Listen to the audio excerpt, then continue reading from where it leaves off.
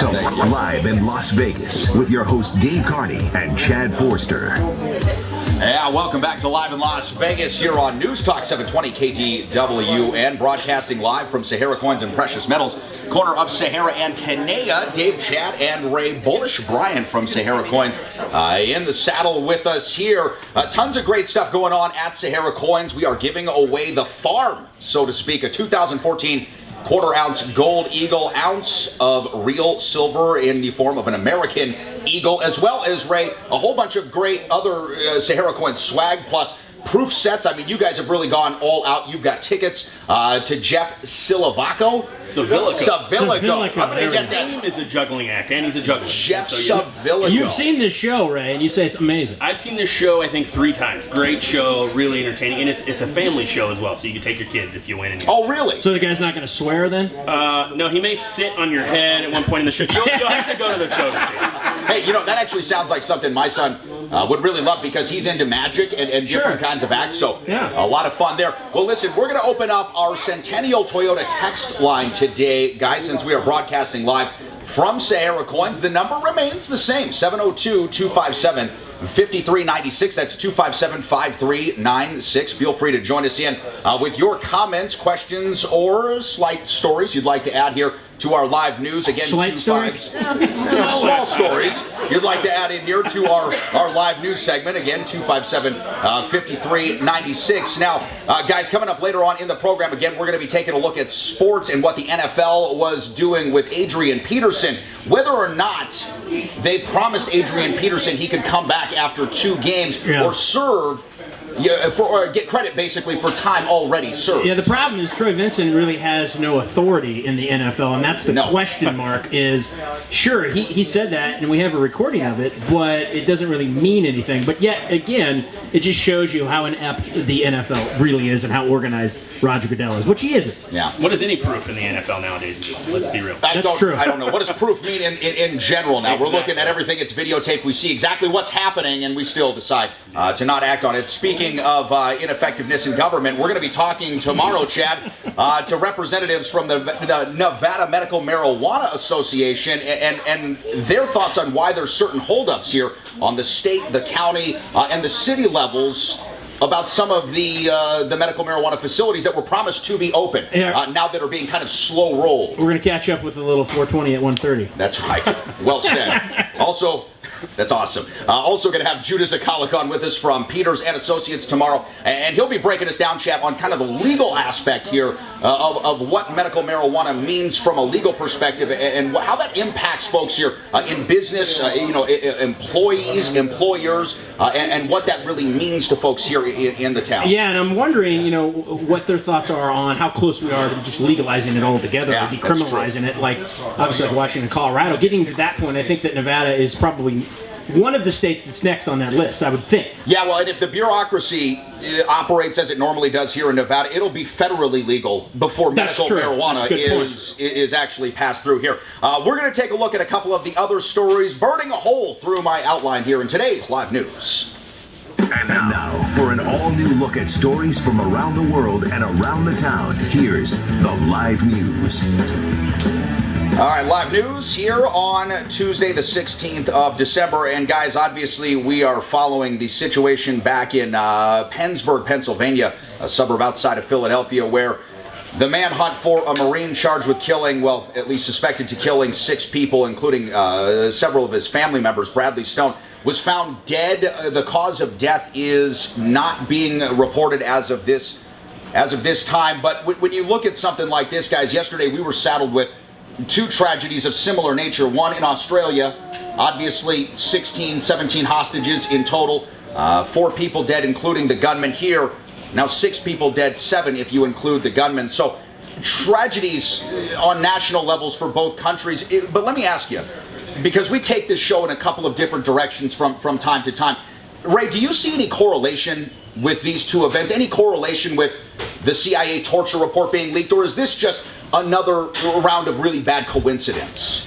I'm going to leave the attachment and same thing to Chad, because I know he's going to have a hand on that one. But as far as this, I think that there's a lot going on, and everybody's got their reason, but I think there is something, that's kind of causing a lot of these things to happen that might be something in common. Yeah, I don't know if there's something you can put your finger on exactly, but it may just be kind of the culture right now. And then obviously when we look at this guy specifically, here's a veteran, here's a guy that spent some time overseas, he's in the Middle East. I believe he had some kind of, he's injured or something when he was in the war, I believe. And so, who knows where this guy's at, where his mental state is, if this is, PTSD or if it's something else. I don't know. Is it related to what's going on with Australia? Not directly, but I think indirectly there's a lot of this that's kind of tied together. I mean, clearly, because look how much we're seeing of it, of these nonsense, just random shootings. It just doesn't make a lot of sense, and not to beat a dead horse, but again, I'd love to see if this guy was on any kind of serotonin inhibitors and what kind of drugs, prescription drugs or otherwise, he was on, and exactly why this happened. Who knows? It's a tough situation, and one that I think we're obviously going to want to look more closely in, because as we continue to notice a rash of these similar types of events, we have to ask ourselves as a society, and this is an important sociological question to ask. Are there reasons, external or internal, that we could help change or negate that would allow us to go on without as many of these? The preponderance of these types of events seems to be increasing over the last 5 or 10 years, and that's what you don't want to see. Now, taking a look, guys, across the sea back to where Bradley Stone fought, at least during one part of his tour during the military. In Pakistan, Taliban have shot now 126 military students in what is being called one of the worst massacres in Pakistani history. Again, your thoughts and feelings, I'm sure, go out to the families. These were children.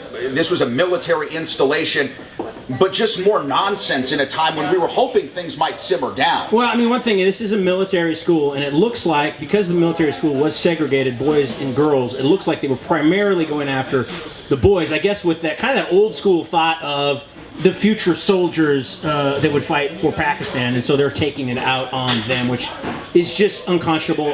There's really nothing to say other than this is horrific. And what do you say? How can you pull those triggers? I don't know. I just think the nature of this and how graphic it is just mind-boggling.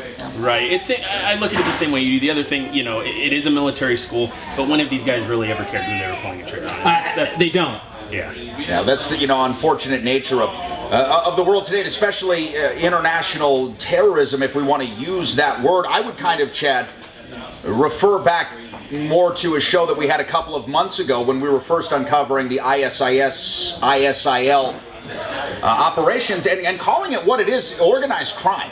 Okay, organizations like the Taliban, like ISIS, like Al-Qaeda, while we think of them as ideological stalwarts and these kinds of institutions that are out here to inflict some sort of ideological warfare, I think what we're noticing now, this is much more about the business, the day-to-day business of controlling cartel-like mechanisms in the Middle East, whether they be racketeering, whether they be oil theft and redistribution, kidnapping, gold and silver, ransoms.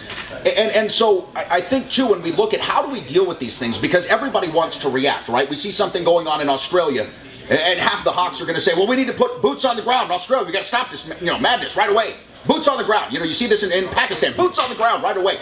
I don't necessarily think that using the broadsword of the United States military is the best tool to combat these types of incidences. And I was speaking the other day to my fiance about this problem, and I said, how do we defeat organized crime for the most part here in the United States? The FBI, okay, intelligence, cutting off their lines of communication with others and stopping the flow of money from them. Money's the key. We've talked about this before with ISIS and ISIL that's stealing in the neighborhood of $1 billion a day or something ridiculous like that by selling oil and all those things that you had listed. And that's obviously part of the key, or if not the key, is if you stop the funds from going in, they can no longer fund it, they can no longer buy weapons, and they can no longer buy fuel and all those kinds of things. So I think that's one step in the right direction. But when we go back to this whole thing in Australia, I mean, do we really know this guy's tied to ISIS or ISIL, or is it more of that's he just proclaimed he was and trying to take credit for it, and then we get this whole lone wolf situation? And I was watching this thing on CBS, a former deputy director of the CIA, Mike Morrell, was saying,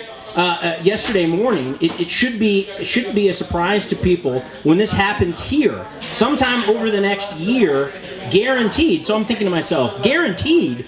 Who can actually offer a guarantee? So I decided to do a little digging, Dave, and I hope you don't mind if I monologue over here, but guaranteed to pledge or to agree to be responsible for another's debt or contractual performance if that other person does not pay or perform. So what is this guy, former deputy director, saying then? So if ISIS or ICL isn't going to attack us, he guarantees somebody's going to attack us the next year. Yeah, he's like the Men's Warehouse of threats.